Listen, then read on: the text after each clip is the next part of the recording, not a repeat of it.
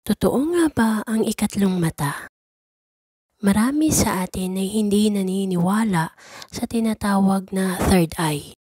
Meron namang iba tumatawa pa dahil madalas tinatawag nilang baliw ang taong nakakakita ng mga hindi ordinaryo.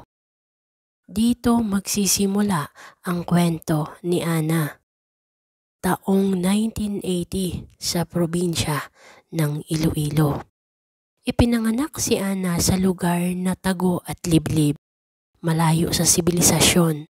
Masasabi ding ang mga panahong ito ay animoy wala pang mga kagamitan na makakapagbigay gaan sa pamumuhay ng mga tao. Lahat ay gawa lamang sa primitibo.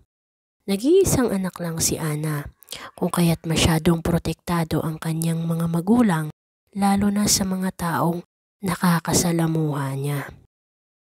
Mula pagkabata niya, merong kakaiba kay Ana. Bata pa lang, nakitaan na siya ng tatay niya ng mga nakakakilabot na galaw, pananalita. Madalas ni hindi siya pinapayagang makipagkaibigan o makipaglaro man lang sa ibang mga bata.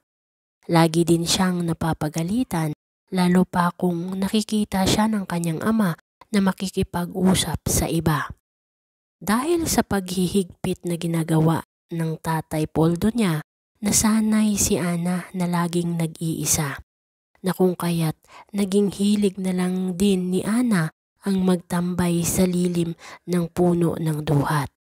Nasa likod bahay lamang nila iyon.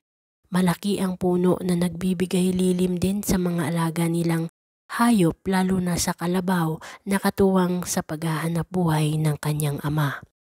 Sa lilim na puno ng duhat ay may nakabiting duyan na yari sa pinagtagpo-tagping sako.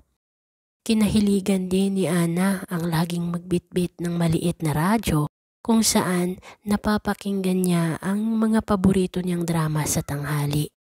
Madalas pagkatapos ng kanilang tanghalian ay doon na din nagpapalipas ng oras si Ana. Ayon pa nga kay Ana na sa lugar na iyon lang siya nakakapagpahinga. Isang hapon habang nakahiga si Ana sa duyan, nakasentro lamang ang kanyang mga mata sa mayabong na mga dahon ng duhat. Nagdudulot kasi iyon ng kagaanan sa kanyang dibdib habang nakikinig siya ng musika sa radyo.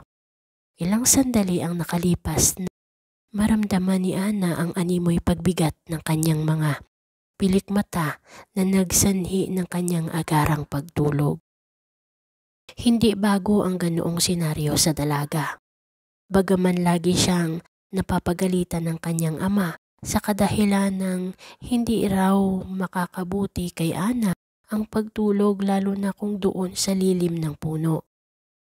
Sa ganun pa man, hindi iyon sinusunod ng dalaga, lalo pat abala naman ang kanyang ama sa pagtatrabaho sa bukid. Naging rason naman ng pagkakaroon ni Ana ng kalayaang makagawa ng mga nais niya kahit pa labag sa kautusan ng kanyang ama. Maging ang ina niya ay lagi siyang napagsasabihan, lalo pa kung inaabot siya ng dapit hapon sa lilim ng puno ng duhat. Ayon naman sa ina, may mga kung anong elemento ang nakatira di umano sa puno na posible namang magbigay ng pinsala kay Ana. Ngunit kahit ano pa man ang sabihin ng mga magulang niya, baliwala ang lahat kay Ana. Hindi dahil ayaw niyang sundin, kundi nang dahil sa lilim ng puno ng duhat, kung kaya't nakukuha niyang magkaroon ng katahimikan sa pag-iisip. Ayon pa nga sa kanya, parang hinahatak siya ng malalamyos na tinig patungo doon sa lilim. Dagdag pa niya nang dahil doon sa puno na yon, kung bakit nagkaroon siya ng kapayapaan sa kanyang kalooban.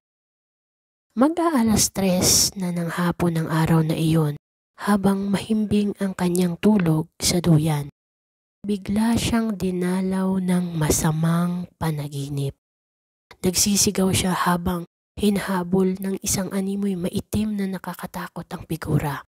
Nawari niya ay isang taong nababalutan ng balahibo. Halos hindi siya makahinga sa sobrang takot na nararamdaman, lalo pa nung bigla siyang sakmalin ng nasabing elemento. Nagpupumiglas siya at buong puwersa niyang ginalaw ang kanyang mga paa. Hinampas-hampas niya din ang kanyang mga kamay sa harapan nang bigla na lang siyang nagising at nalaglag sa duyan. May kababaan lang ang pagkatali sa duyan kung kaya't hindi naman siya ganoong nasaktan. Napahugot ng malalim na paghinga si Ana. Hindi siya makapaniwala na sa tagal niyang namamahinga sa duyan na iyon, parang doon niya pa lamang naramdaman ang biglang pagkatakot. Nilingalingan niya ang paligid habang inaalala ang nangyari sa kanya, panaginip. Iniisip niya kung bakit pakiramdam niya ay totoo ang nangyari. Minuto lang ang nakalipas nang tumayo si Ana upang ayusin ang sarili. Napatingin din siya sa sinag ng araw na noon ay nakababa na indikasyon na malapit na ang gabi. Napahawak si Ana sa lubid ng duyan, yumuko siya at nanalangin. Isa sa mga turo ng kanyang ama ang humingi ng gabay sa Diyos Ama, lalo na kung may nararamdamang hindi maganda sa paligid. Hanggang sa naalimpungatan si Ana nang may biglang umubo malapit sa kinakatayuan niya. Ang nanay Pasita niya na nooy nakita pala kung ano ang nangyayari sa kanya. Masakit ba? Napilayan ka ba? Nakung bata ka. Ilang beses ba sinabi ng ama mo na huwag kang matutulog dito? Halos araw-araw pinapaalala namin sa iyo ng ama mo na pero ewan ko sa iyo bakit kay tigas-tigas ng ulo mo. Di mo namamalayan ng oras. Hala sige, tara na at padilim na. Mamaya maabutan tayo ng ama mo, pareho tayong malagot. May malambot po ba na ulo? Ayos lang po ako. Medyo masakit lang banda dito pero oo, okay lang naman po ako. Alam niyo naman po na dito lang masarap matulog pag hapon na eh. Masarap ang simoy ng hangin dito saka hindi na ipagpatuloy ni Ana ang kanyang sasabihin nang biglang nakakita siya ng nakalaylay sa likod ng kanyang ina. Parang animoy umurong ang dila niya lalo pa nung biglang humarap sa kanya ang nakangisi na isang elemento habang nilalaro ang buhok ng nanay Pasita niya. Animoy umakyat ang takot sa sentido ng dalaga na siya namang naging rason para mawalan siya ng malay. Naging maagap naman ang kanyang ina sa pag-alalay sa kanya, maging ito ay nabigla sa naging reaksyon ni Ana. Dali-daling binuhat ni Nanay Pasita si Ana patungo sa kanilang bahay. Malapit lang naman iyon kaya't hindi naging mahirap sa kanyang ina ang maipasok siya at mailapag siya sa mahabang sopa. Taranta si Nanay Pasita nang maabutan ni Tatay Poldo.